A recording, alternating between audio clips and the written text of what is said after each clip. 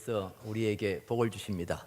여러 가지 방법으로 여러 채널을 통해서 우리에게 은혜와 복을 주십니다. 새해를 주신 것은 우리 하나님께서 우리에게 더 많은 은혜와 복을 주시기 위한 그런 하나님의 섭리라고 믿습니다. 그래서 우리는 새해를 축하하는 것입니다. 또 서로 복을 빌고 또 덕담을 하고 그렇게 하는 것이죠. 이 시간 다시 한번 우리 인사했으면 좋겠습니다. 시편 115편 15절에 보면은 너희는 천지를 지으신 여호와께 복을 받는 자로다 하는 말씀이 있습니다. 그 말씀으로 우리 서로 인사하겠습니다. 우리는 천지를 지으신 여호와께 복을 받는 사람들입니다 하고 옆에 있는 분들에게 인사하겠습니다. 예, 우리는 천지를 지으신 여호와께 복을 받는 사람들입니다. 네, 우리 한 사람 한 사람 정말 대단한 사람들입니다. 정말 대단한 사람들. 이 천지를 지으신, 이 모든 우주 만물을 지으신 그 하나님께로부터 복을 받는 사람들입니다. 예. 이번 집회를 통해서도 은혜와 축복이 풍성할 수 있게 되기를 주의 이름으로 축원합니다. 제가 정말 이 아름다운 대양교회, 건물이 아름답다는 말이 아니고요. 정말 여러분의 공동체가 아름다운 공동체입니다. 또 제가 진심으로 좋아하고 사랑하는 우리 김상석 목사님 교회에 와서 이렇게 집회를 하면서 말씀으로 교제하게 된 것을 진심으로 하나님 앞에 감사와 찬양을 드립니다. 오늘 주보를 보니까 새해의 표어가 말씀과 기도로 이제 교회를 세우자는 것인데요. 네, 그렇습니다. 말씀과 기도는 하나님이 우리에게 은혜를 주시는 가장 중요한 방편입니다.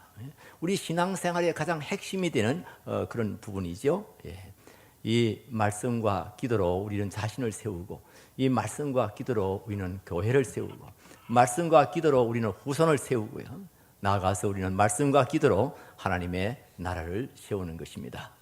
아무쪼록 이렇게 올 한 해 동안 말씀과 기도를 통해서 하나님 앞에 가까이 나갈 수 있게 되기를 바라고요.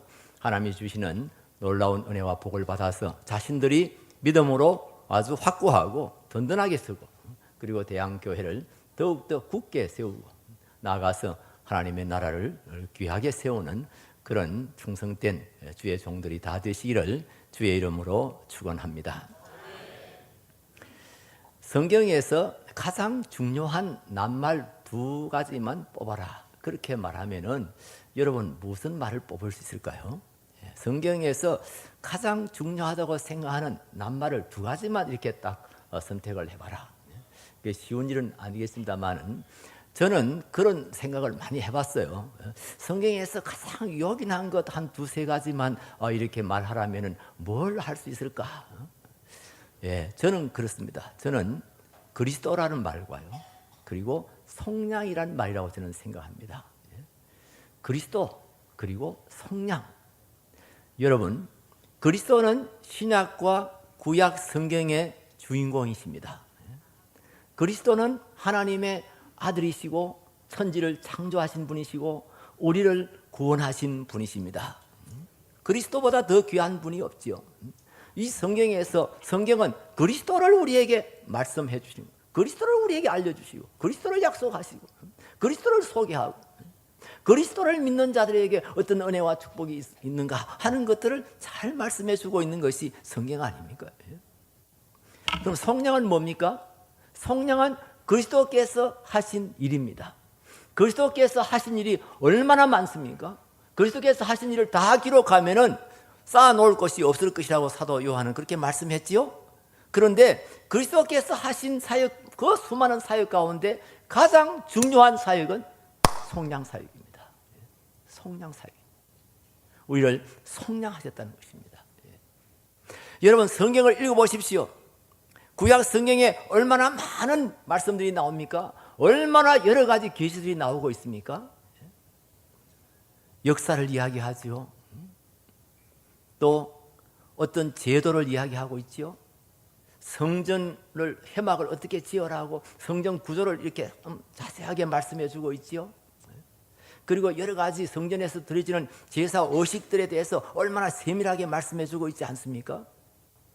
그리고 예언자들을 통해서 또 우리에게 직접적으로 은사적인 그런 계시를 주고 있지 않습니까? 그런데 여러분, 이 계시에, 이 말씀에 모든 초점이 어디에 모아져 있습니까? 그 스포트라이트가 어디를 비추고 있습니까? 오직 예수 그리스도, 오직 예수 그리스도. 예수 그리스도께서 하신 속량의 사역, 거기에 초점을 맞추고 있습니다. 거기에 포커스를 맞추고 있습니다. 모든 빛이, 모든 스포트라이트가 그쪽으로 쫙 비치고 있는 것을 우리가 알 수가 있지요. 성전이 예표하는 것이 뭡니까? 이 사막에서 지었던 그 해막이 예표하는 것이 뭡니까? 그게 상징하는 것이 뭡니까? 그게 계시하는 것이 뭡니까? 그것이 우리에게 알려주고자 하는 것이 뭡니까?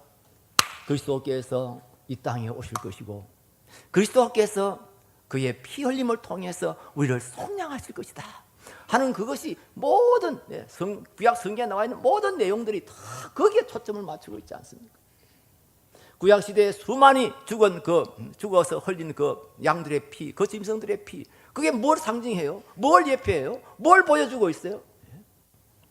예수 그리스도의 속량. 예수 그리스도께서 이 땅에 오셔서 무슨 일을 하실 것인가 하는 것을 우리에게 미리 보여주시고, 상징적으로 보여주시고, 예표로 보여주시고, 계시로 보여주시고, 말씀해 주신 것 아닙니까?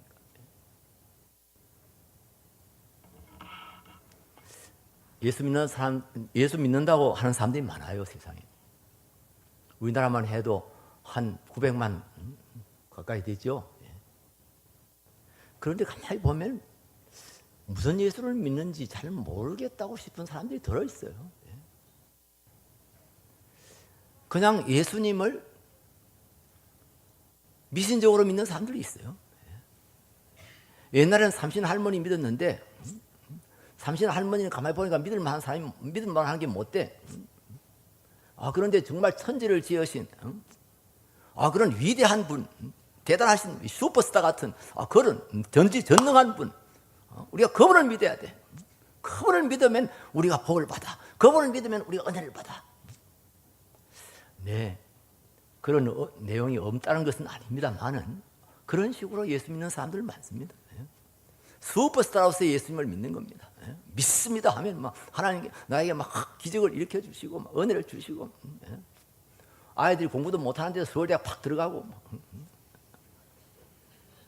하여튼 뭐 이런 식으로 예수 믿는 사람들이 있습니다. 또 어떤 사람들은 좀 더 고상하게요, 예수님을 아주 도덕군자로 믿습니다. 예수야말로 정말 아름다운 인격과 아름다운 삶을 사신 분이시다. 김지아라는 시인이 있습니다. 이 사람이 감옥에서 몇 년 동안 있으면서요, 박정희 대통령 시절에 감옥에 5년인가 있었죠. 있으면서 성경을 아주 열심히 읽었다고 그래요. 그러면서 그가 고백한 것이, 성경을 열심히 읽고 고백한 것이, 인류 가운데 나사렛 예수보다도 더 아름다운 사람이 없다. 그렇게 그분이 결론을 내렸다는 겁니다. 그런데 그까지 결론 내린 건 참 좋은데, 그러나 그가 신은 아니다. 그가 하나님은 아니다. 그래서 이 양반이 감옥에 나와가지고요, 자기에게 영세를 베풀었던 신부를 찾아가가지고 그 세례받은 것을 반납했다고 합니다. 내가 예수 그리스도는 정말 아름다운, 인류의 중에서는 가장 아름다운 그런 사람인 것을 내가 믿지만은, 그러나 그는 신은 아닙니다. 그래서 자기 세례를 반납했다고 그래요. 하여튼 이렇게 예수님을 아주 위대한 그런 도덕군자로 믿는 사람들이 있어요. 또 어떤 사람들은 예수님을 아주 위대한 스승으로 믿는 사람들이 있습니다. 지혜와 아주 오묘한 진리를 우리에게 설파하신, 정말 그렇습니다. 여러분, 복음서를 읽다가 그런 생각 좀 안 들던가요? 우리 예수님이 정말 지혜로우신 분이시죠. 얼마나 재치가 있으시고 위트가 있으시고요. 어떻게 예수님이 그때 어떻게 이렇게 말씀하셨을까? 하여튼 신기할 정도로 그런 생각이 들 때가 얼마나 많지 않습니까? 예수님은 정말 위대한 스승으로 그렇게 믿는 사람들이 있습니다. 어떤 사람들은 아주 예수님을 좌파의 대장으로 믿는 사람이 있어요. 아주 혁명가로 믿는 사람이 있어요. 그렇습니다. 예수님께서 정말 이 잘못된 그런 기존, 잘못된 그런 체제, 그런 세력들을 이렇게 정말 이렇게 혁명적으로 바꾸신 분은 아니십니까? 그러나 여러분, 예수님에게 그런 요소가 없다는 건 아니에요. 그런 부분들이 다 있어요. 그렇다 하더라도 그리스도의 속량을 알지 못하고 그리스도의 속량을 믿지 않는 사람은 크리스찬이 아닙니다. 저는 분명하게 그걸 말씀할 수가 있습니다. 다른 거 다 예수님에 대해서 많이 알고 다 믿는 것 많아도 그리스도의 속량을 알지 못하고 그리스도의 속량을 믿지 않는 사람, 그리스도의 십자가를 속량의 십자가로 보는 게 아니라 하나의 도덕적인 모본으로 보는 그런 목사들, 그런 자유주의 신학자들이 있습니다. 하나의 도덕적인 모본으로 보는 겁니다. 정의를 위해서, 공의를 위해서, 남을 위해서 자신을 던져 희생하는 그런 도덕적인 모본으로 보는 것이지 속죄적인 속량의 그런 속죄 제물로 보지 않는 겁니다. 그런 사람이 목사라도 신학자라도 저는 그렇지 아니라고 생각지 않습니다. 성경의 핵심은요, 성경의 핵심은 그리스도께서 이 땅에 오셔서 우리를 속량하실 것이라고 하는 겁니다. 그리고 구약의 신약의 핵심은 그 예수 그리스도를 구주로 믿고 영접하는 사람은 하나님의 자녀가 된다고 하는 것, 구원을 받는다고 하는 것, 그것이 성경 계시의 가장 핵심적인 그런 내용입니다. 이게 복음입니다. 이게 복음의 핵심입니다. 이 복음의 중심입니다. 이걸 아셔야 돼요. 분명히 알고 이거 확실하게 믿어야 돼요. 그래야 우리가 복음적인 신앙에 아주 굳건하게 바로 설 수가 있어요. 그런데 이런 복음적인 내용을 가장 이렇게 간단하게 잘 정리해 놓은 성경 구절이 오늘 우리가 읽은 이 본문의 말씀, 로마서 3장 23절로 26절의 말씀입니다. 이 말씀은 아주 이 복음적인 내용을, 그리스도의 속량 사역을 아주 요약해서 잘 기록해 놓고 있습니다. 23절 말씀 보세요. 23절 말씀 보시면 모든 사람이 죄를 범하였음에 하나님의 영광에 이르지 못하더니, 모든 사람들이 죄를 지어서 우리 하나님의 영광에 이르지 못하더니, 그렇습니다. 우리 하나님은 영광스러운 분이십니다. 우리 하나님은 은혜로우신 분이십니다. 우리 하나님께는 모든 좋은 것이 다 있습니다. 그런데 사람들이 죄를 지어서 하나님 앞에 이르지를 못한다.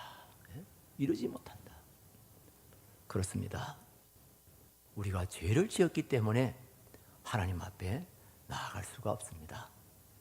죄를 지으면 그 영광스러우시고 거룩하신 하나님 앞에 나갈 수가 없는 겁니다. 우리가 사람 앞에 죄를 지어도요, 사람 앞에 죄를 지어도 그렇게 뻔뻔하게 이렇게 얼굴 쳐들고 그렇게 잘 못 나가잖아요. 아이들도요, 엄마 아빠 없을 때 사고를 치면은요, 평소에 같으면은 엄마 아빠가 돌아오면은 아빠 엄마 하고 달라들지만은 엄마 아빠 없을 때 무슨 사고를 치면은요, 눈을 딱 내리깔고 눈치 보죠. 그렇습니다. 죄를 지으면 우리가 감히 거룩하신 하나님 앞에 이렇게 나갈 수가 없단 말이에요. 여기 이러지 못하더니 이래서 이러지 못하더니, 이러지 못한다는 말은 도달할 수가 없다 이 말이에요.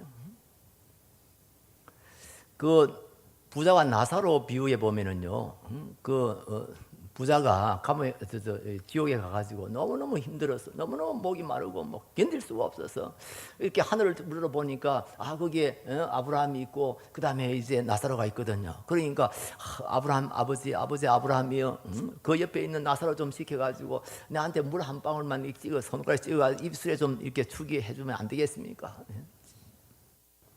그때 아브라함이 말씀만 중에 그런 말이 있어요. 너와 우리 사이에는 큰 구렁이 있어. 서로 왔다 갔다 할 수 없다. 우리 주일학교 때는 선생님들이 그걸 잘못 알아가지고요, 구렁이라고 그랬어요. 구렁이. 지옥과 천국 사이에는 큰 구렁이가 한 마리 있어가지고 그래서 넘어갈 수가 없다. 나중에 제가 다 커서 보니까 구렁이가 아니고 구렁이에요. 간격이 있는 게, 아주 계곡이 있는 게 큰, 우리가 넘을 수 없는. 그래요. 죄를 지으면은요, 하나님 앞에 감히 나갈 수가 없어요. 이사야서 59장 2절 말씀.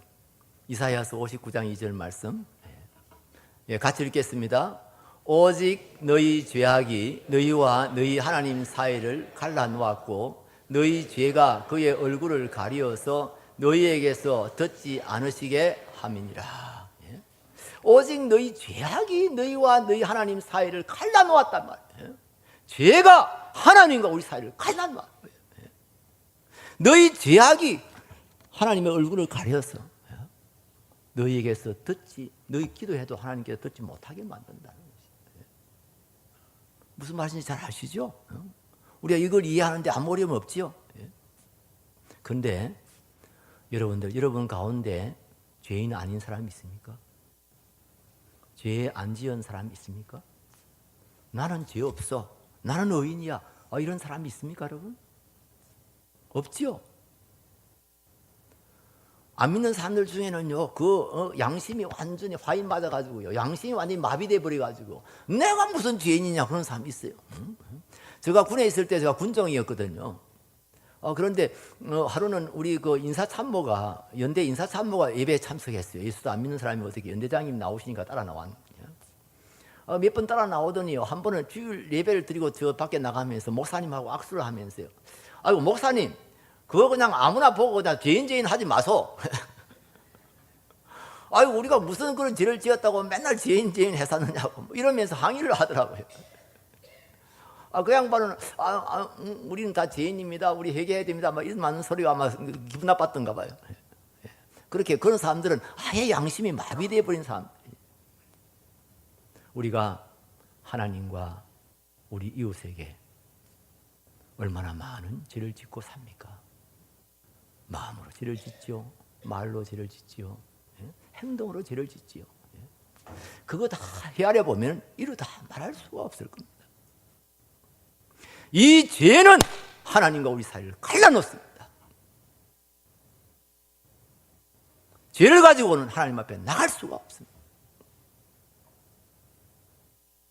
그런데 24절 말씀 보세요. 그리스도 예수 안에 있는 성령으로 말미암아 하나님의 은혜로 값없이 어렵다 하심을 얻은 자 되었느니라.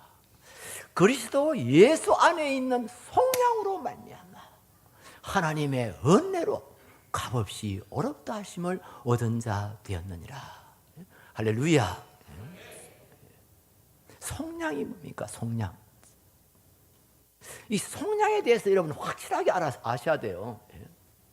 저는요, 우리 교회에서 이 성량에 대해서 하도 많이 말씀을 하고, 특별히 세례 받을 때는 이 세례 받는 사람에 대해서는 이 철저하게 교육을 시키고 이래 했는데도 가끔씩 시험을 치면은요, 사람들이 제대로 못 써더라고요.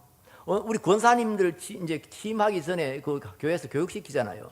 교육시키고 이제 시험을 치는데, 제가 이제 비택 되신 분들 모아놓고 이제 제가 6개월 동안 여러분 열심히 공부하시라고, 열심히 기도 많이 하시고 공부하시고, 그리고 6개월 후에는 시험을 치겠다고 그랬더니 아이고 다들 그냥 막 와 들고 일어났어요. 아이고 목사님, 그러니 평생도록 시험 때문에 시험 당한 사람들인데, 예?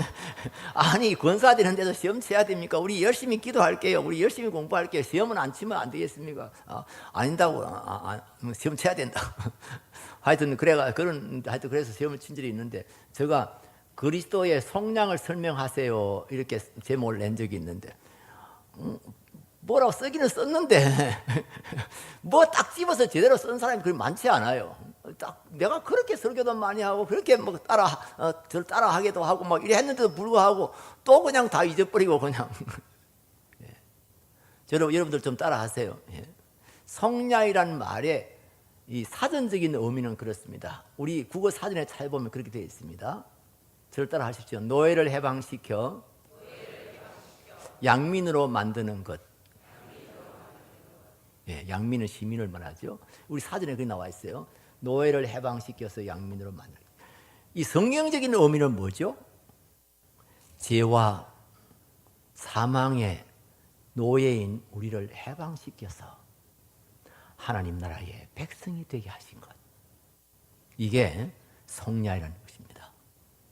죄와 죽음의 종이었던 우리를 거기에서 해방시켜서 하나님 나라의 백성이 되게 하신 것. 아시겠습니까? 믿으십니까?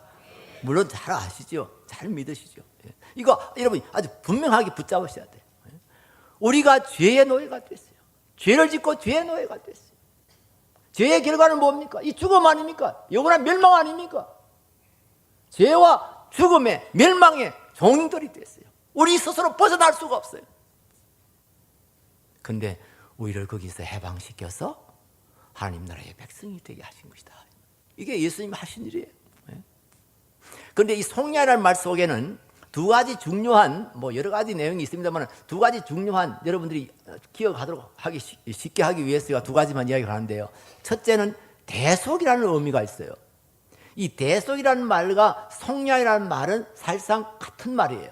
같은 말인데 대속이라는 말은 주로 어디다가 쓰는 말이냐 하면은요, 남에게 빚을 많이 지고 빚을 갚지 못해서 남의 종이 된 사람을 이제 빚을 갚아주고 해방시킬 때 쓰는 말이 대속이라는 말이에요. 다른 사람의 종이 되는 경우가 세 가지 있습니다. 세 가지. 첫째는 아버지가 종이면은 그냥 태어나도 종으로 태어나는 거죠. 그 다음에 옛날에는 부족끼리 싸움을 많이 했습니다. 전쟁을 했습니다. 전쟁을 해가지고 진 시족이 이긴 시족의 종이 됐습니다. 전쟁을 해가지고 싸워가지고 지면은 진 사람들이 종이 됐습니다. 세 번째로는요, 이게 이제 참 정말 우리 조선 시대에도 대사회적인 가장 큰 문제였는데요. 빚을 많이 져서 빚을 못 갚으면은 남의 종이 되어야 했습니다. 우리나라 근대사의 가장 가슴 아픈 그런 역사 중에 하나가 이겁니다. 그때는요, 지주들이 소작을 시켰는데 소작료를요 4분의 1만 줬다고 그럽니다. 소출의 4분의 1만 소작료를 줬다고 그럽니다. 다시 말하면 배를 100가마니를 이렇게 수확을 하면은 25가마니만 소작인들에게 줬다는 겁니다. 그리고 4분의 3, 75가마니는 지주가 다 차지했다는 거예요. 여러분, 소작인들이 한 사람 두 사람입니까? 만 몇천 평 땅을 가지고 있으면 그거 머슴살이 하는 소작인들이 수없이 많단 말이에요. 그런데 세상에 백석을 하면은 25석만 주니까 그 사람들 나눠 가져가면은 이건 한 달, 두 달도 못 사는 거예요. 그거 먹고 못 사는 거예요. 촉은 못 피하면서 그냥 굶어 죽는 거죠. 자식이 굶어 죽어가니까 어쩔 수가 없어서 주인한테 가서 이제 장례를 내서 좀 빌려주십시오. 쌀 한 가마니만 하여튼 이렇게 빌려 먹어가지고 그게 해마다 이제 이 증가를 해서 나중엔 도저히 갚을 수가 없는 거예요. 갚을 수가 없으면은 양반이라도 그냥 그 집에 노예가 되어야 했습니다. 예를 들어서 저희 아버지가 빚을 많이 졌어요. 갚을 수가 없었어요. 그랬더니 주인이 와가지고요, 저를 자기 집에 종으로 끌고 갔어요. 아니, 왜 우리 아버지가 빚졌으면 아버지를 끌고 가야지. 늙은 아버지 끌고 가서 뭐 하겠어요. 젊은 아들을 끌고 갔어요. 젊은 딸을 데리고 갔어요. 그런 일들이 허다했습니다. 조선시대에. 소위 수양딸이라는 이름을 붙여서 데려갔지만은 사실은 그거는 그냥 이름 붙인 거고요. 실제로는 종으로 끌고 간 거예요. 노예로 끌고 간 거예요. 그런데 이 사실을 저희 삼촌이 알았어요. 멀리 살던 우리 삼촌이 알고는 이럴 수가 있단 말이에요. 우리 조카가 그거 얼마나 똑똑한데, 얼마나 야무진데 세상에 조카가 남의 집에 종이 되다니 말이에요. 이럴 수가 있나? 그래가지고 우리 삼촌이 저를 잡아간 그 주인 집에 찾아온 거예요. 와서 빚이 얼마요? 우리 형님이 지금 빚이 얼마요? 30석이다. 20석이다. 그런데 그 삼촌이 그 빚을 갚아주고 저를 그 집에서 데리고 나올 때 쓰는 말이 앞으로 들을 수 있으라는 말이에요. 속량한다는 말이에요. 빚을 대신 갚아주고 나를 이제 그 종된 집에서 데리고 나와서 다시 아버지의 아들 신분으로, 양반의 신분으로 다시 회복시켜 주는 것을 대속한다고 해요. 그리고 이 속량이라는 말 속에 한 가지 더 중요한 뜻이 있는데, 이거는 화목케 한다는 뜻이 있어요. 화목케 한다. 여러분, 그 25절 한번 보세요. 이 예수를 하나님이 그의 피로서 믿음으로 말미암는 화목 제물로 세우셨다. 다른 데 보면은 주로 속죄 제물, 대속 제물 이렇게 나와 있는데 여기에서는 화목 제물로 세우셨다. 이 속량이라는 말 속에 화목이라는 의미가 들어있습니다.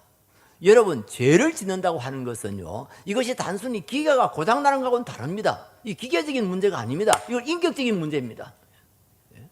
우리가 하나님 앞에 죄를 지었다는 것은 단순히 기계가 고장난 것처럼 그렇게 된 게 아니란 말이에요. 하나님과 관계에서 인격적인 문제란 말이에요. 내가 하나님을 불순종하고 하나님을 온전히 신뢰하지 않고 하나님의 말씀을 거역하고 이런 것들이 그게 죄 아닙니까, 여러분? 그렇게 되니까 하나님과의 관계가 깨지는 거예요. 단순히 이 관계가 멀어지는 것 정도가 아니라, 관계가 멀어지는 게 아니라 하나님과의 관계가 안 좋아지는 거예요. 나는 죄를 지었기 때문에 하나님을 두려워할 수밖에 없고, 또 두려워하다 보면은 그냥 하나님이 싫어지고, 또 하나님 편에서 보면은 죄를 지은 사람들을 하나님께서 진노할 수밖에 없고, 그래서 관계가 나빠진단 말이에요. 인격적인 관계가 나빠진단 말이에요. 그래서 우리 예수님이 속량하셨다고 하는 것은 단순히 우리를 해방시켰을 뿐 아니라 하나님과 우리 사이를 화목케 하셨다. 그런 뜻이 같이 포함되어 있습니다. 무슨 의미인지 아시겠어요? 우리를 속량시켰다, 속량했다 하는 말은 우리를 해방시켰다. 더 나아가서 하나님과 우리 사이를 화목케 만들었다. 좋은 관계, 친밀한 관계, 우리가 하나님을 사랑하고 하나님 우리를 사랑하시는 그런 관계로 만들었다는 겁니다. 그런데 이걸 위해서 우리 예수님이 하신 일이 뭡니까? 우리를 해방시키기 위해서 예수님 하신 일이 뭡니까? 에베소서 1장 7절 말씀입니다. 에베소서 1장 7절 말씀 같이 읽습니다. 우리는 그리스도 안에서 그의 은혜의 풍성함을 따라 그의 피로 말미암아 속량 곧 죄 사함을 받았느니라. 우리는 그리스도 안에서 그 은혜의 풍성함을 따라 그의 피로 말미암아 속량 곧 죄 사함을 받았다. 그리스도의 피로 말미암아, 그리스도의 피 흘림을 통해서, 그리스도의 보혈을 통해서 우리가 속량을 받았다. 그리스도의 피 흘림을 통해서 우리가 대속이 되어졌고, 그리스도의 피 흘림을 통해서 하나님과 화목하게 되어졌다. 그렇습니다. 예수님께서 우리를 속량하신 것은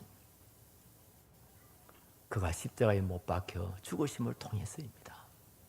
십자가에서 피 흘림을 통해서 그의 피로 우리를 대속하시고, 그의 피 흘림을 통해서 하나님과 우리 사이를 화목시키셨다 하는 것입니다.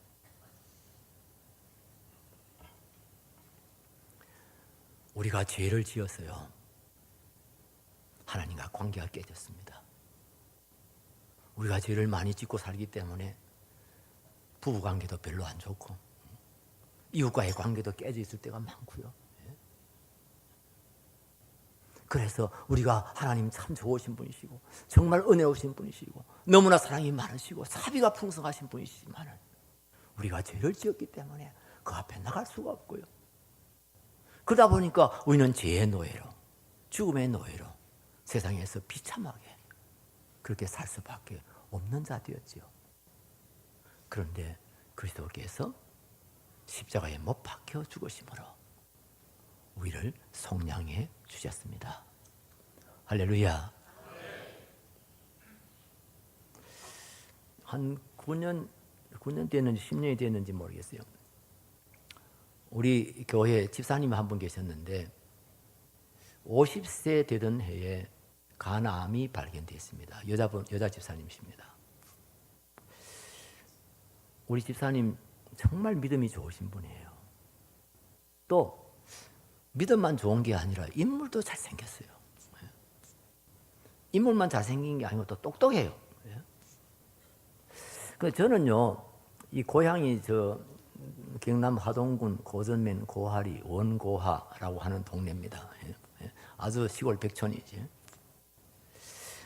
저희 아버지께서, 저희 선친께서 동네에서 제일 먼저 예수를 믿으셨는데 하동정시 이 마을에서 혼자 예수 믿으시면서 엄청 핍박도 많이 받고 막 그러셨는데, 하여튼 그런 가운데서 예수 믿었는데, 그런데 이 뭐랄까요, 신앙생활의 그 어떤 문화라 할까요, 태도는 굉장히 보수적이었어요.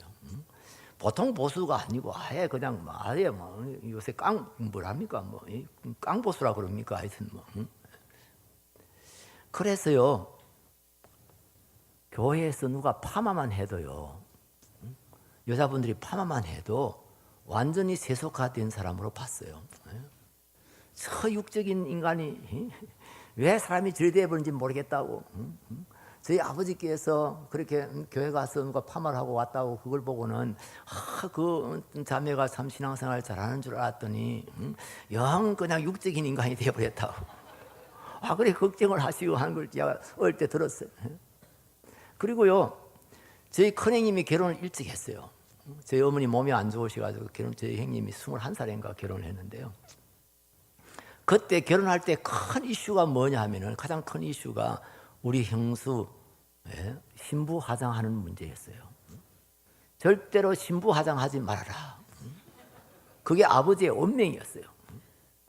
그리고 특별히 입술에다가 루즈 바르지 말아라. 뭐 지잡아 먹은 것처럼 뭐 때문에 입에다가 그 빨간 걸 바르고 들어오냐. 그래서요 저희 큰형님이 그랬다고 그래요. 신부 집에 찾아가가지고요 절대로 신부 화장하지 마라. 혹시 하더라도 우리 아버지는 모르게 해라.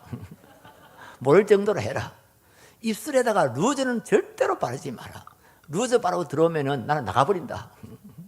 막 이렇게 막 공갈까지 쳤다고 그래요. 그래가지고 우리 형수는 정말 입술에 루즈도 못 바르고 그렇게 결혼식을 했어요. 하여튼 그럴 정도로 저희 아버지의 보수는 이게 신앙적인 보수라기보다는 아주 문화적인 보수예요. 옛날 어른들은 문화적인 보수와 신앙적인 보수를 구별을 못했어요.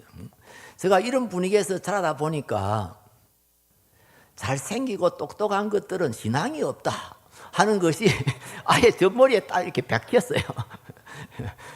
그런 아예 편견이 딱 들어와 버렸어요. 잘생기고 똑똑한 것들은 신앙이 없다. 그것들은 아주 육적이고 세상적인 그런 사람들이다. 그런데 제가 서울에 79년도에 1979년도 말에 서울로 갔는데 서울 성흥교회로 전도사로 갔는데요. 가서 막 헷갈린 거 있지요. 제가 제일 많이 헷갈렸던 게 그 부분이에요. 서울 가니까 전부 다 잘생겼더라고요. 그리고 다 똑똑하더라고요.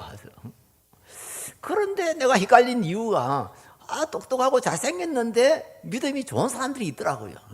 이게 어찌 된 건가? 저는 어릴 때부터 아예 그냥 똑똑하고 잘생긴 거는 하여튼 믿음이 없다. 이게 아예 그냥 딱 박혀가 있었는데, 저렇게 똑똑하고 잘생겨도 아주 믿음. 하여튼 우리 집사님 중에 한 분 젊은 집사님이 있었는데 그분은요, 새벽에도 화장을 하고 오는지 몰라도 새벽기도 오는데도 하여튼 아주 막 이뻐요, 보기에.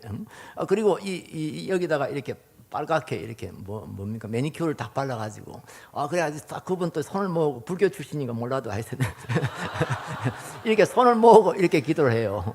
손을 모으고 이렇게 기도를 하는데 불을 꺼도요 이 실루엣처럼 이렇게 빨갛게 이렇게 동그라. 그래서 내가 속으로 저게 무슨 믿음이 있겠노. 저 육적인 사람이 뭐 이랬는데 아니에요. 완전히 저거 생각으로 완전 반대예요. 얼마나 신앙이 좋은지요. 얼마나 기도를 열심히 하는지요. 새벽기도 안 빠질 뿐 아니라 새벽기도 나면 얼마나 열심히 기도를 하는지요. 어떤 때 내가 기도를 가만히 들어보니까요. 기도 내용도 또 되게 좋더라고요. 하여튼 우리 이 임지사님이 정말 연세대학교 영문학과를 나오신 분이신데 영어를 잘 가르치는 선생님일 뿐 아니라 문학을 해서 그런지 글도 잘 쓰시는 분이에요. 똑똑하지요. 그리고 인물도 참 잘생겼어요. 사실 요즘 50세라고 그러지만은요 다 10살씩 깎아야 돼요. 다 50세라도 보기는 다 40세로 보여요. 제가 그렇게 우리 권사님들 그런 분들 많아요. 권사님 연세가 지금 얼마예요? 저도 목사님 따라가고 있어요. 뭐 이래서 하는데 어디에서 그렇게 발칙한 이야기를 하는지. 제가 보기에는 한 20살은 이렇게 떨어져 있는 줄 알았는데 나중에 진짜 나이를 알아보면은요, 진짜 60이 다 된 분인데, 제가 보기에는 39살 같이 보는 사람들이 있어요. 하여튼 요즘 그래요. 하여튼 이 집사님이 그런 분이에요. 간암이 걸려서 얼마나 제가 마음이 아픈지요. 사실 교인이 1000명, 2000명 되면은요, 담임 목사 신방을 못 합니다. 그런데 뭐 이런 중환자들은 이제 신방을 하죠. 그럼 가끔씩 하죠. 그런데 제가 이분은 너무 마음이 안타까워서 참 신방을 참 자주 갔어요. 예. 그리고 하나님께서 내가 기도하면 낫게 해주실 것이라는 또 그런 생각도 있고 이래가지고 가서 열심히 가서 기도를 하고 했는데 하나님께서 응답 안 해주시는 거예요. 예. 점점 말라 들어가는데요. 예. 배만 불룩해지고, 그 다음에 그 아름다웠던 얼굴 시커멓게 변하고요. 바짝 말라가 뼈와 가죽만 남고요. 나중에는 이 혈관 그 링거 주사를 꽂을 수도 없었어요. 이게 너무 혈관이 굳어져가지고 링거 주사가 안 꼽히는 거예요. 예? 제가요 정말 신방 가서요 얼마나 찬송도 많이 부르고 신방 가서 제가 얼마나 성경 구절하고 우리에게 희망을 주고 치유에 관한 그런 말씀들을 얼마나 많이 읽고요 또 얼마나 열심히 기도하고요 믿습니다 하면서 제가 얼마나 기도도 열심히 하고요. 예. 때로는 하나님 앞에 제가 항의하듯이요 하나님 이런 사람을 데려가면은 빨리 데려가면 하나님 손해 보시는 거 아닙니까? 예. 우리 이 향상교회에서 이 좋은 집사님을 데려가 버리시면 우리 향상교회가 손해보는 거 틀림없는데 우리 향상교회가 교회가 손해보는 거는 결국 하나님 나라의 손해가 아닌가요? 제가 막 이렇게 항의까지 해가면서 기도를 했는데도 하나님께서 저 기도를 응답 안 해주셨어요. 예? 이거 함부로 할 이야기는 아니지만은 제가 목회하는 가운데 정말 현장에서 기도하는 현장에서 나은 사람들도 있습니다. 저가 놀래고 그 사람이 막 놀래서 막 울고 막 이런 일이 있어요. 그런데도 이 지사님 위해서 제가 그렇게 기도를 많이 했는데도 하나님 안 들어주신 거예요. 네. 그런데 여러분 신방도요 자주 가니까요 나중에 할 말이 없어요. 네. 여러분 목사 입장도 좀 생각해 주셔야 됩니다. 네. 기도도 하도 세게 많이 했기 때문에요. 더 기도할 말도 없어요. 네. 그래서 그 다주고 간 사람 앞에 놓고 하나님 살려줄지를 믿습니다 하는 것도 뭐 이상하고 그렇다고 하나님 너무 고생시키지 말고 그냥 데려가세요 이렇게 하기도 이상하고 성경 인용할 수 있는 건 그동안에 다 인용을 했고 그래서 할 말이 없어서 제가 신방 가면은 그때는 찬송만 불렀어요. 지사님 우리 찬송 불러드릴게요. 그래서 이 찬송도 부르고 저 찬송도 부르고 그러다가 제가 한 번은 물어봤어요. 집사님 어떤 찬송 좋아하세요? 무슨 찬송 좋아하세요? 이랬더니 자기는 뜻밖의 보혈을 지나 하나님 품으로 하는 그 찬송을 좋아한다고 그래요. 그래서 우리 그 찬송 많이 불렀습니다. 여러분도 잘 아시죠? 보혈을 지나 하나님 품으로 보혈을 지나 아버지 품으로 보혈을 지나 하나님 품으로 한 걸음씩 나아가네. 존귀한 주 보혈이 내 영을 새롭게 하시네. 존귀한 주 보혈이 내 영을 새롭게 하네. 한 번 부르고 두 번 부르고 저도 울고 그 집사님도 울고 따라갔던 우리 권사님도 울고 다 우느라고 어떤 때는 목이 메여서 그냥 찬송이 중단되기도 하고 그러다가 별세하셨어요. 장례식 하는 날 제가 그 중앙대학교 성악과를 졸업한 우리 부목사님이 있어서 제가 부탁을 했어요. 장 목사, 이 찬송을 특송으로 좀 준비해라. 장례식 때 특송 준비해라. 그래서 장례식을 하는데 이제 특송을 우리 목사님이 특송을 했습니다. 하다가 중간에 중단이 됐습니다. 목이 메여서 더 이상 찬송을 못 부른 겁니다.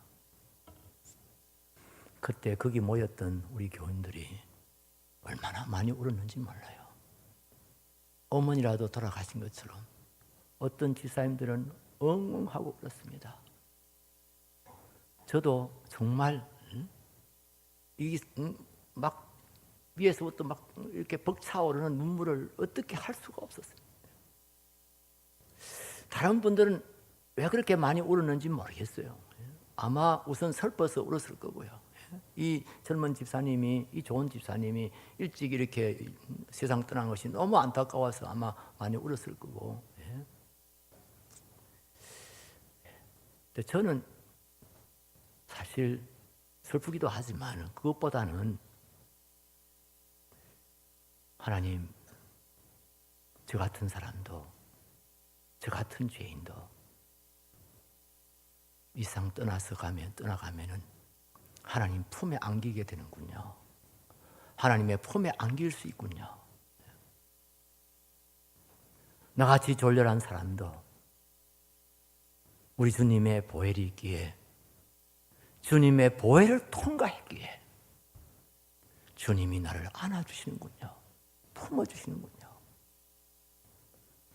제가 그날 그런 생각을 하면서 우리 교인들과 함께 참 많이 울었댔습니다. 그렇습니다. 우리 중에 죄인 아닌 사람이 어디 있어요? 다 사람들이요, 자기는 상당히 괜찮은 사람으로 그렇게 스스로 기만하고 있는 사람들 많습니다. 그러나 정말 하나님의 말씀 앞에서, 정말 거룩하신 하나님의 영광 앞에서 한번 자신을 돌아보세요. 그게 실감이 안 나가면 자기 아내 앞에서라도 한번 생각해 보세요. 한번 돌아보세요. 우리 경상도 남편들 아내한테 지은 죄가 많지요. 아내 여러분들 남편 앞에 지은 죄 많지요. 자식들한테 지은 죄 많지요. 이웃들에게 지은 죄 많지요. 내 욕심대로, 내 생각대로 얼마나 우리가 그렇게 주장하면서 거짓말도 예사로 하고, 내한테 뭐 조금이라도 이익이 있으면 그냥 어떤 수단 방법을 가려서라도 그거 다 차지하려고 그러고, 정글 속에 사는 짐승들처럼 우리가 그렇게 살아오지 않았나요? 교인들이 목사님 바라볼 때는 우리 목사님이야말로 참 귀한 분이시지, 거룩하신 분이시지, 그렇게 생각할지 모르지만은 아니 우리 김 목사님 빼놓고요. 정말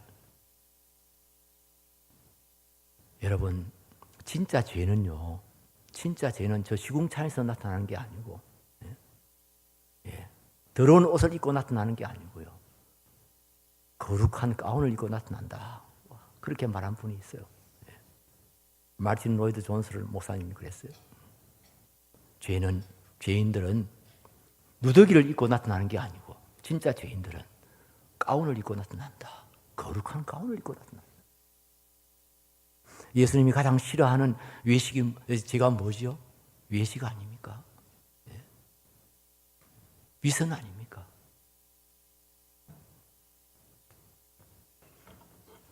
이런 우리 죄 많은 사람들이지만은, 그러나 주님의 보혈이 있기에, 그리스도의 속량이 있기에 우리가 죄 씻음 받고 어렵다함을 받아서 우리 하나님 아버지의 품에 나아가게 되는 것입니다. 할렐루야. 항상 감사하며 사시기 바랍니다. 이 주님의 보혈, 우리 주님의 십자가 잊어버리지 마시기 바랍니다. 십자가.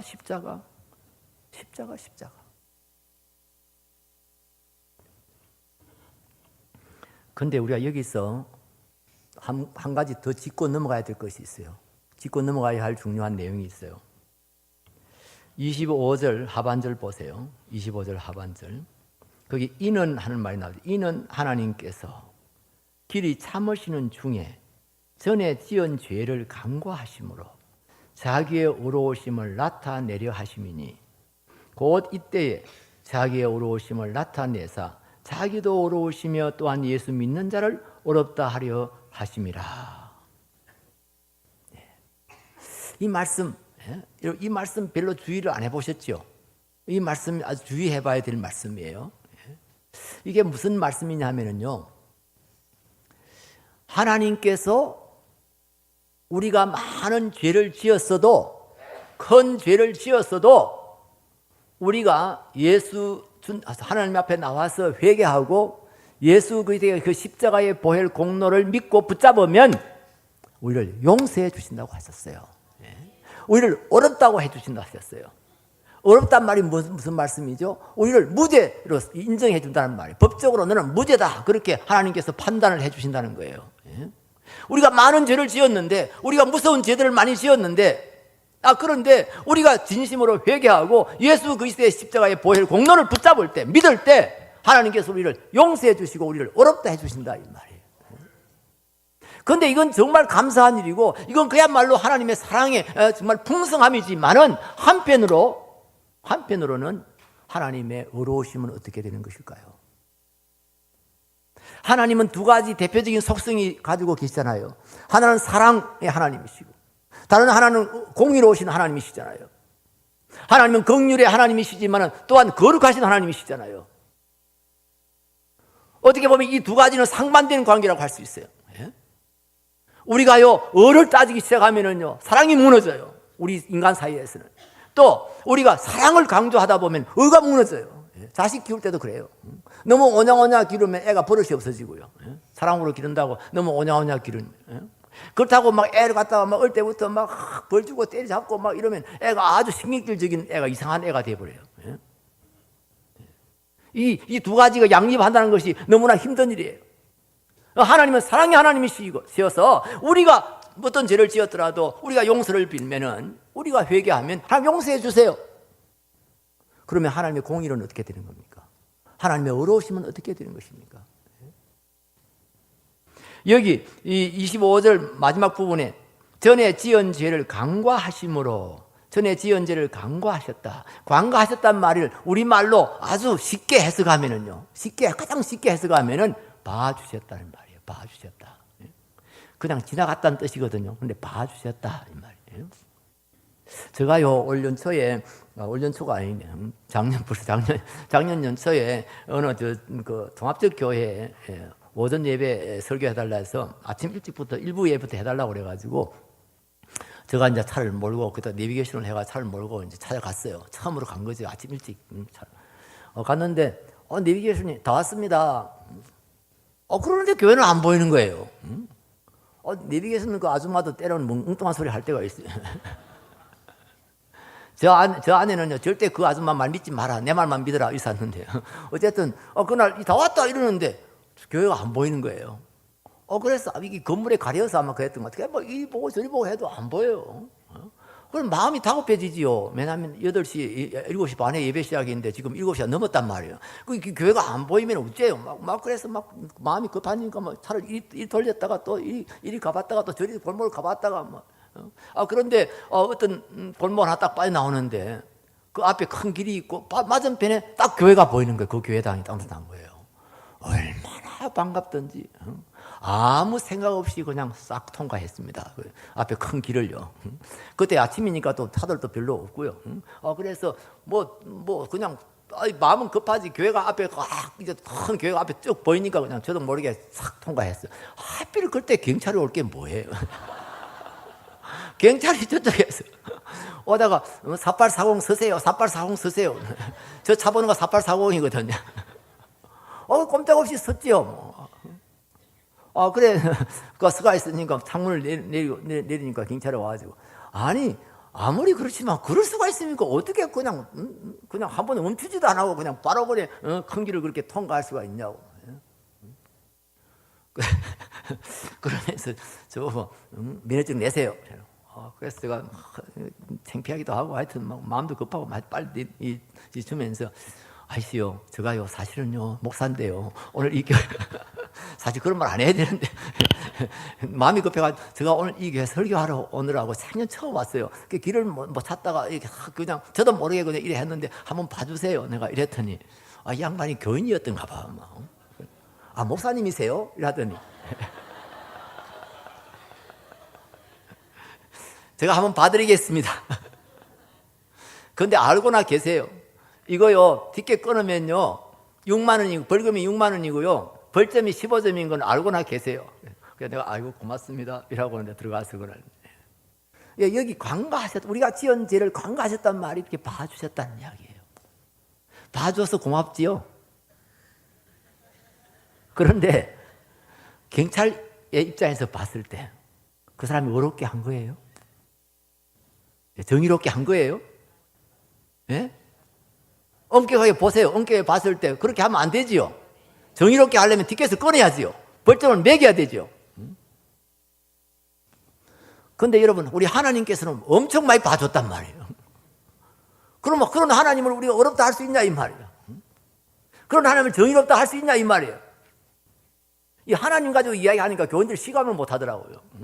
우리 판사로 가지고 좀 팍 낮춰가지고 판사로 가지고 어떤 법원에 판사 가지고 이야기해 봅시다. 여기 어디 뭐 지법이 있는지 모르겠는데 부산 지법이 있겠죠. 예, 부산 지법에 판사가 한 사람이 있는데 이 판사는 막 워낙 대자대비해가지고요.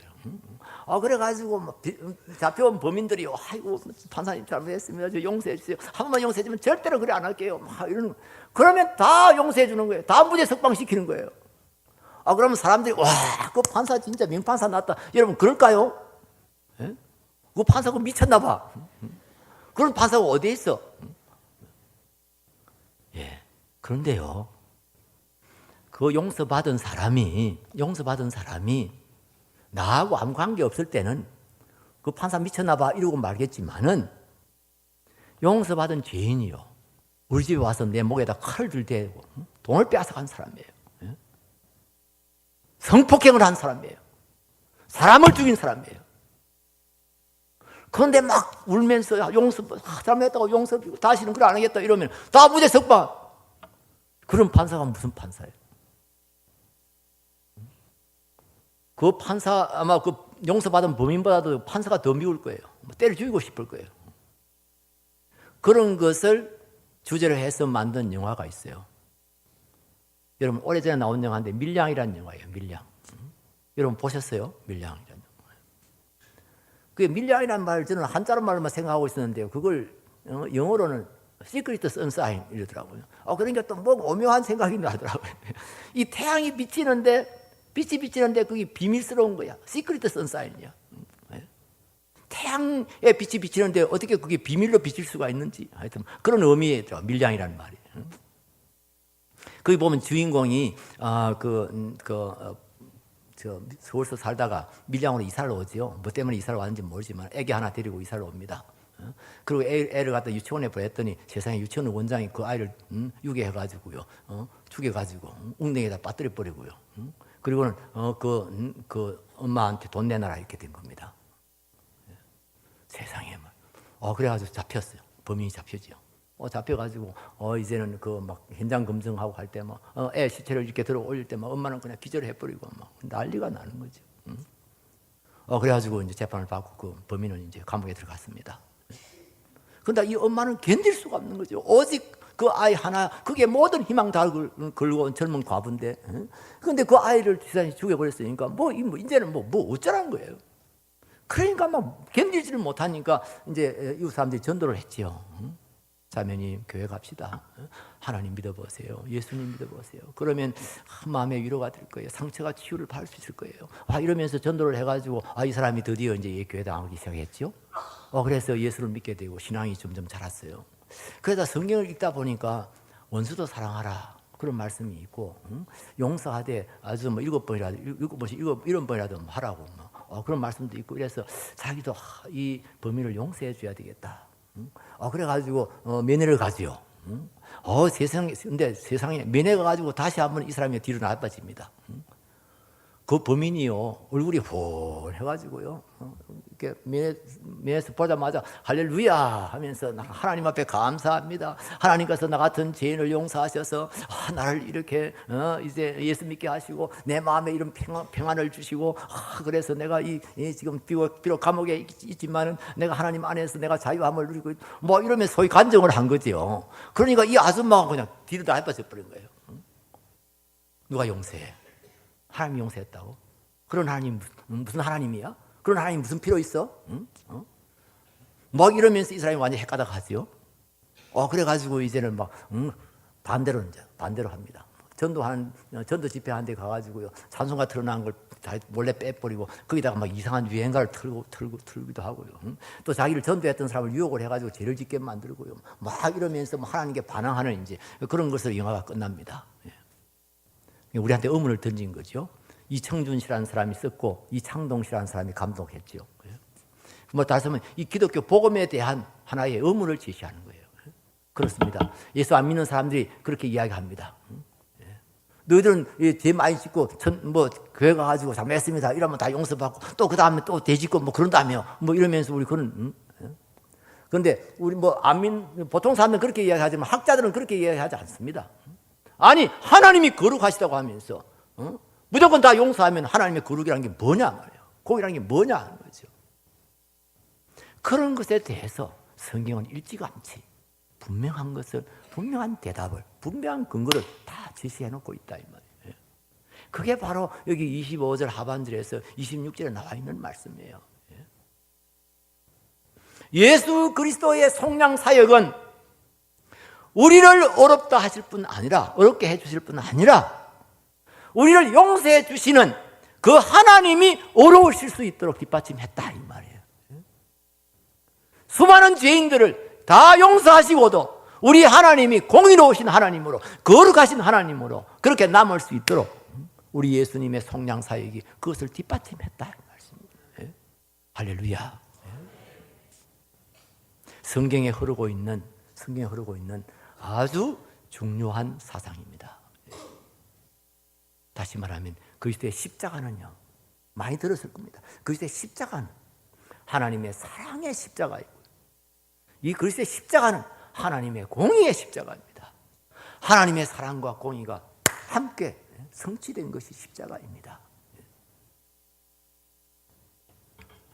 시편 85편 9절로 12절 말씀, 시편 85편, 우리 같이 읽겠습니다. 진실로 그의 구원이 그를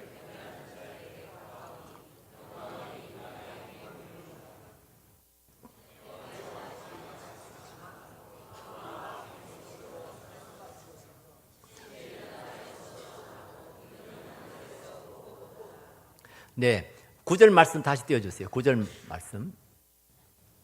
그 9절 말씀에 보면은 진실로 그의 구원이 그를 굉하는 자에게 가까우니 영광이 우리 땅에 머무르리이다. 한번 보세요. 그의 구원이 뭘 말하는 것 같아요? 누구를 말하는 것 같아요?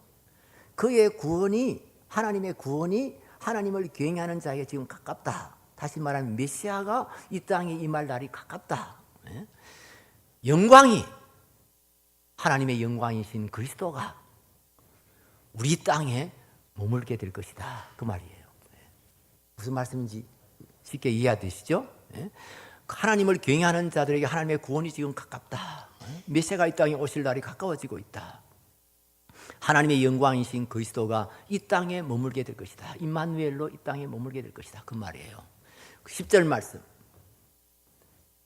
인애와 진리가 같이 만나고, 인애가 뭐죠? 사랑이죠. 사랑. 인자도 사랑, 인자고, 애자도 사랑, 애자고, 두 가지로 겹쳐놨어요. 사랑과 진리. 이 진리는 물론 올바른 진리를 말하기도 하지만 여기에서는 실제적인 의미에서 하나님의 진실함과 공의로우심을 말하는 거예요. 예수 그리스도 안에서 이 땅에 머물게 될 메시아, 그 안에서 인애와 사랑과 공의가 같이 만나고, 의와 화평이 서로 입맞추었다. 의와 화평은 서로 입맞출 수가 없는 그런 상대적인 관계를 가지고 있어요. 아까 제가 말씀드렸지요. 너무 어렵게 하다 보면 화평이 깨져요. 평화가 깨져요. 그런데 막 평화가 은혜로 하자, 평화롭게 하자, 이래서 하면 또 의가 깨져요. 그런데 의와 화평이 서로 입맞추었다. 누구 안에서요? 그리스도 안에서. 그리스도의 십자가 안에서. 그리고 11절 말씀. 진리는 땅에서 솟아나고 의는 하늘에서 굽어보도다.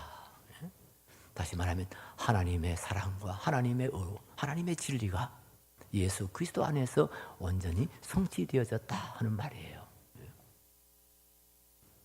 그리스도께서 그의 피 흘리심을 통해서 우리의 죄를 속량해 주실 뿐 아니라 그의 피 흘리심을 통해서 하나님께서 우리를 다 용서하실 수 있도록, 다 용서하시고도 우리 하나님이 어려우실 수 있도록 그것을 뒷받침해 주셨다.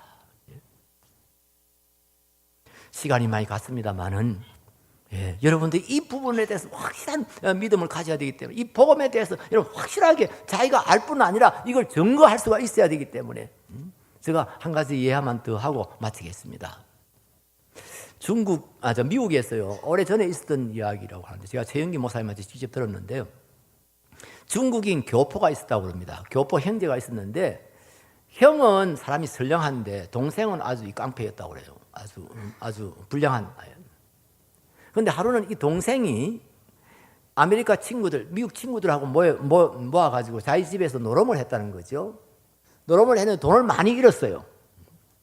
그 나중에 알고 보니까 이 아메리카 친구들이 이 집에 돈이 많으니까 우리 가서 돈을 다 따자. 이래가지고 미리 짜고 온 거예요. 짜고 와가지고 이걸 속인 거예요. 말하자면 서로 속여가지고 이 친구의 돈을 다 딴 거예요. 그걸 알게 됐을 때 이 친구가 헷가닥 했어요. 그래가지고 이놈의 새끼들 막 이러면서 2층으로 뛰어 올라가가지고 2층에 자기 형님 방에서 형님 권총을 꺼내와가지고 난사를 한 거예요. 그래서 몇 명 죽고 다치고 미국에서는 종종 그런 일이 일어나잖아요. 그래 난리가 났어요. 그래서 그건 도망을 가버렸어요. 형님이 동생을 어떻게 수배를 해가지고 만나가지고 너 자수해라. 사람을 미치나 죽여놓고 네가 어떻게 살 생각을 하냐? 응? 당장 자수해라. 난 안 해. 응? 나 자수하면 틀림없이 사형당해. 응? 틀림없이 죽는 걸 내가 뻔히 알면서 내가 어떻게 자수해? 내가 도망다닐 수 있는 대로 도망다니다가 잡혀서 어쩔 수 없이 죽으면 모르지만은 이러면 자수 안 하는 거예요. 그러니까 돌아온 형님이 자기가 자수를 했어요. 자기가 자기 권총 들고 경찰서 가가지고 내가 범인입니다. 이 내 권총입니다. 내가 이 권총 가지고 그랬습니다. 제일 중요한 건 증인들이잖아요. 증인. 그래서 경찰서에서 그 총을 맞아서 죽은 사람도 있지만 다치기만 한 사람도 있고 또 총 안 맞은 사람도 있고 하니까 이 형님을 데려가 가지고 이 사람 맞나? 그러니까 모두 다 맞다. 그래 된 거예요. 왜 그런 일이 난 겁니까? 이 서양 친구들이 동양 사람들의 얼굴을 구별을 못한 거예요. 형, 동생을 구별을 못한 거예요. 아니, 우리끼리도 구별 못하는 경우가 많습니다. 우리 김 목사님은 잘 압니다만 저희 형님이 부민교회 장로입니다. 얼마 전까지만 해도 교인들이 저하고 형님하고 구별을 못했어요. 얼마 전까지만 아니고 청년 때 저는 이제 청년의 총무였고 저희 형님은 제일 막내 전도회 회계였어요. 그런데 교회 가면은 저한테 회비를 가져오시는 집사님들이 들어 있었어요. 집사님 제 회비예요. 저는 동생이에요. 저는 동생이에요. 우리 형님은 이렇게 하면 아이고 둘이 다 똑같네. 쌍둥이인가 못 알아보겠네. 그거는 약과예요. 제 친구들이요 저희 형님을 만나가지고 아이고 너 언제 내려왔노 정모사 반갑단 말이에요. 아이고 저 형입니다. 저 동생 저 동생은 지금 우리 형님이 이렇게 변명해야 될 때가 많았다고 그래요. 그러니까 우리끼리도 잘 못 알아보는 상황이었으니까 미국 사람들이 잘 알아보고는 맞다 이렇게 된 거예요. 그래가지고 재판을 받고 1년 만에 사형이 됐어요. 그런데 그 1년 전에 총기 난사로 몇 사람을 죽였던 그 범인이 재판을 받고 어제는 사형이 집행됐다 하는 기사가 조그만하게 났어요. 그런데 우연히 그 동생이 그것을 보게 된 거예요. 그래서 그 신문지를 들고는 울며 불며 경찰서를 찾아간 겁니다. 아니 어떻게 이럴 수가 있냐고. 내가 범인이라고, 내가 진범이라고. 우리 형님이 얼마나 선량한 분이신데, 우리 형님이 얼마나 착한 분이신데 세상에 이런 우리 형님을 잡아 죽이다니 이럴 수가 있냐고. 미국이 들썩했다고 그래요. 그 당시에 몇십 년 전인지 모르겠지만 난리가 난 거예요. 세상에 범인 아닌 사람을 죽여버렸단 말이에요. 그래가지고 미국 정부에서 학자들이 모여서 온갖 연구를 다 했지만 방법이 없잖아요. 죽은 사람 살릴 수가 없는 거예요. 그러니까 하여튼 법이 허용하는 한도 내에서 어쨌든 유가족들에게는 막 평생 먹고 살고 뭐 모든 거 다 할 수 있도록 뭐 재정적으로 보상해 줄 수밖에 없지요. 그런데 더 큰 문제는 이 진범을 어떻게 할 것이냐 하는 문제예요. 이게 진짜 사람 죽인 사람 이제 자수를 했는데 이 사람은 어떻게 할 거냐? 주 법원에서 이 문제를 해결을 못 해가지고 연방 법원에까지 우리 같으면 이제 헌법재판소까지 올라간 거죠. 거기에서도 서로 토론하고 연구하다가 결론이 같은 죄로 두 사람을 처벌할 수 없다. 그래서 이 사람은 무죄 석방을 했다고 합니다. 그리고 그때부터 일어난 운동이 사형제도를 폐지하자 하고 미국에서 그런 운동이 일어났다고 합니다. 죽어야 될 사람을 대신해서 형님이 죽었어요. 그래서 이 사람은 무죄 석방이 된 겁니다. 그리스도의 속량이 그런 겁니다. 그리스도의 속량이 내가 죽어야 되는데 예수님이 대신 죽으신, 우리 형님 대신 예수님이 대신 죽으신 겁니다. 그래서 우리는 용서받고 석방된 겁니다. 그렇게 하는 것이 또한 합법적인 거죠. 네. 같은 범죄를 두 사람을 처벌할 수 없다는 것이, 그것이 공의로, 그게 아닙니까? 어려운 것 아닙니까? 그래서 의도 만족시켜. 할렐루야. 우리가 복음을 생각하면은 바울 사도님이 그렇게도 복음의 비밀 했던 이야기가 무슨 의미를 갖는지 다시 한번 깊은 생각을 하게 만들어줍니다. 제가 이제 목회자로서는 은퇴를 했습니다만, 그러나 제가 나이가 들면 들수록 성경을 읽으면 읽을수록 바울 사도님이 이 복음에 대해서 놀라고 무스테리온 하면서 그가 고함을 지르듯이 그렇게 감격해하고, 이 비밀이란 말을 딱 감춰놓고 안 보여준다는 의미의 비밀이 아니고요. 무스테리온이란 말은 신비롭다는 뜻입니다. 오묘하다는 뜻입니다. 복음을 알면 알수록 오묘하고, 복음의 은혜를 깊이 생각하면 생각할수록 너무 감사하고. 사랑하는 성도 여러분, 여러분들에게 이 복음이 깊이 들어갈 수 있게 되기를 바랍니다. 이 복음을 통해서 여러분의 심령에 새로운 부흥이 일어날 수 있게 되기를 바랍니다. 정말 이 십자가의 복음, 우리 주님의 보혈, 이것이 여러분들에게 새롭게 깨달아지고 정말 눈물이 나도록 감사하고, 이 주님의 그 십자가의 속량 사역 앞에서 정말 무릎을 꿇고 주님을 찬양할 수 있는 그런 심령의 부흥이 일어날 수 있게 되기를 바랍니다. 부흥이 한다고 그냥 새벽기도도 안 하던 사람들이 새벽기도 나온다고 고생도 하고, 그리고 또 안 하던 아멘 할렐루야도 좀 많이 하고, 그리고는 그냥 끝나는 경우가 많아요. 비행기 지나가듯이 붕 하고 지나가 버렸어요. 그 남는 게 없어. 이번 집회가 그런 집회가 되지 않기를 바랍니다. 정말 여러분의 심령의 부흥을 경험할 수 있게 되기를 바랍니다. 성령께서 역사하시는, 성령께서 복음으로, 성령께서 말씀으로 역사하시는 이런 집회가 될 수 있게 되기를 바랍니다. 여러분의 심정 속에서 진정한 리바이벌이, 진정한 부흥이 일어날 수 있게 되기를 바랍니다. 처음 믿음을, 처음 사랑을 회복할 수 있게 되기를 바랍니다. 그런 계기가 될 수 있게 되기를 바랍니다. 여러분의 동기가 새로워지고, 여러분의 삶의 목적이 새로워지고, 여러분의 삶의 태도가 바뀌는 진정한 부흥이 일어날 수 있게 되기를 바랍니다. 이런 진정한 부흥은 복음에서부터 옵니다. 성경의 가장 핵심인 이 십자가의 복음, 그리스도의 속량, 이것을 우리가 제대로 깨닫고, 이것을 실감하고, 이것을 확신하고, 여기에 진정으로 우리가 감사하고, 여기에 진정으로 우리가 찬양할 수 있을 때 정말 우리 심령에 진정한 부흥이 일어나게 되는 겁니다. 부흥은 감정이 아닙니다. 단순한 들뜬 감정이 아닙니다. 진정한 감사요, 진정한 찬양이요, 진정한 신앙 고백. 우리 이것을 위해서 우리 같이 한번 간절히 기도합시다.